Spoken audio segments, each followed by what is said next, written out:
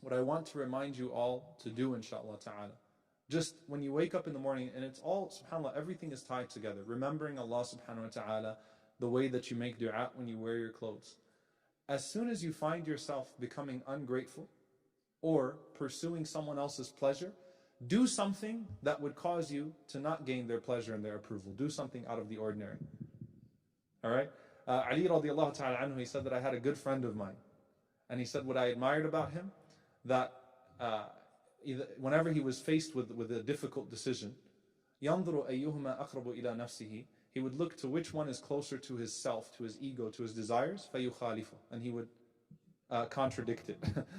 Meaning when he didn't want to speak, he spoke, and when he wanted to speak, he remained silent. Fight your nafs. At the end of the day, it's a battle with your nafs. It's a battle with your lower self. Right? And it's difficult. It's hard to be Muslim. It's hard and it goes far beyond body image. It's hard to not do certain things that your non-Muslim friends are doing, to be that odd man out. But don't just accept your difference, embrace it. Be proud of it. And wallahi, when you respect yourself, other people around you will respect you more. I remember because I wasn't always very religious, and I shouldn't say that, but I wasn't always very religious, and especially I used to play varsity basketball, and then all of a sudden I went through my religious phase and things of that sort. And so people initially would mock me, and it just didn't get to me. And subhanAllah, what I saw is that when I didn't respond to that, and in fact I responded, I'd make a joke back at them, and I just showed them that it wasn't bothering me. I wouldn't even just look at them like upset and like walk away.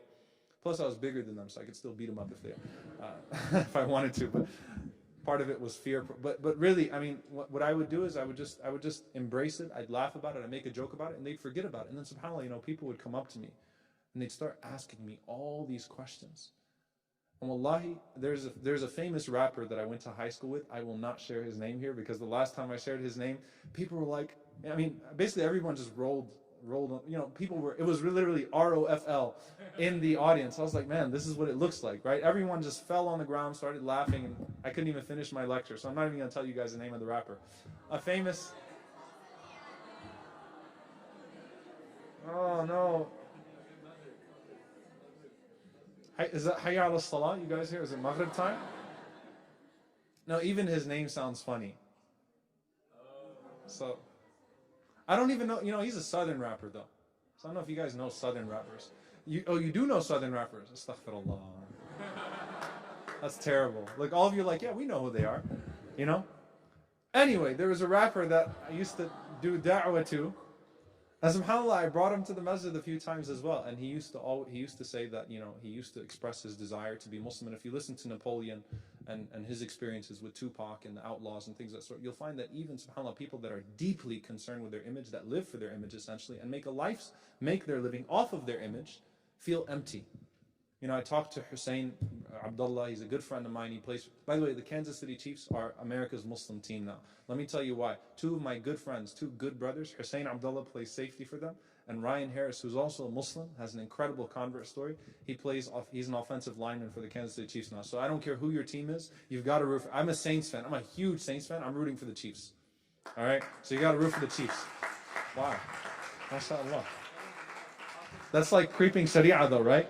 Two Muslim players on the same team. But subhanAllah, he every time I talk to him, he just tells me how empty the players are. Like with all the muscles and all the women throwing themselves at them and all the money, they're empty, insecure. And what does Allah subhanahu wa ta'ala say? أَلَا بِذِكْرِ اللَّهِ تَطْمَئِنَّ الْقُلُوبِ. Don't hearts find rest in the remembrance of Allah?